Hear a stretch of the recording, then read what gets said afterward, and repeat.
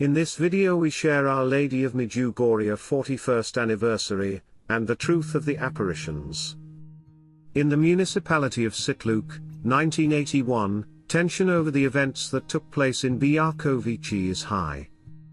The fact that some young people claim to see Our Lady is absolutely unacceptable and unimaginable in the atheist communist system where any religious manifestation in public places is absolutely forbidden.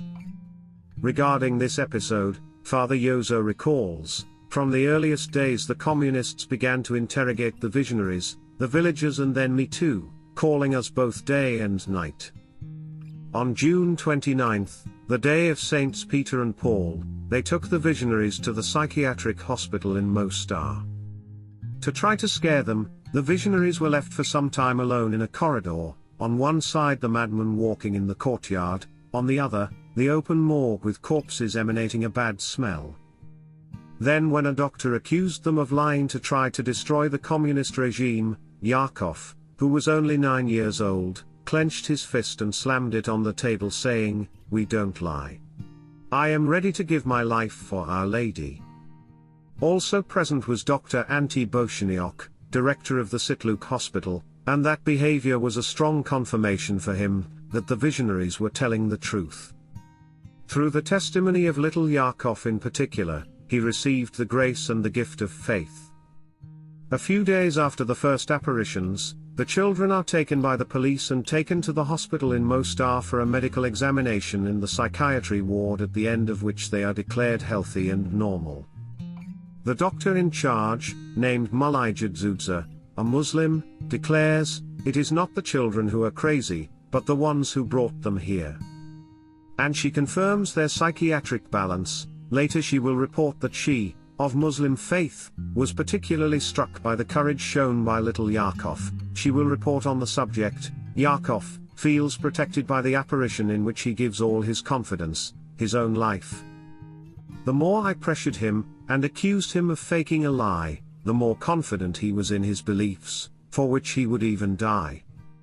What is certain, and inexplicable in a 10-year-old child, is that we have not been able to scare him in the least." That day on the Mount of Apparitions the crowd is more numerous than ever. When the visionaries arrive at the usual place and begin to pray, the Virgin appears to them immediately. On that occasion she invites everyone to believe there is only one God and one faith.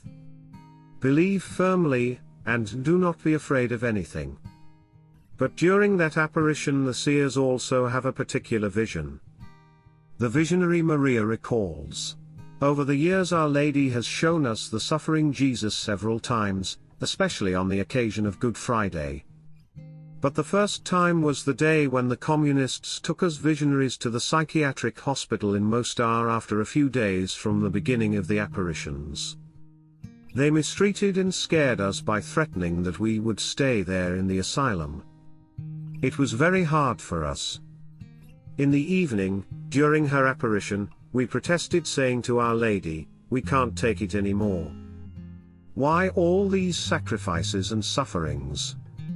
Then Our Lady showed us the suffering Jesus, all bloodied, with the crown of thorns and with a disfigured face, and she told us, 'As he did, so offer yourselves too.' From that moment we have never protested again, but we have always offered every sacrifice and suffering to God with love, thinking of how much Jesus suffered for us, for our salvation. And so do the others. If there is a manipulation in them, I have not been able to unmask it. Thank you for supporting my channel. May God bless you and keep you. Our Lady, Queen of Peace, pray for us."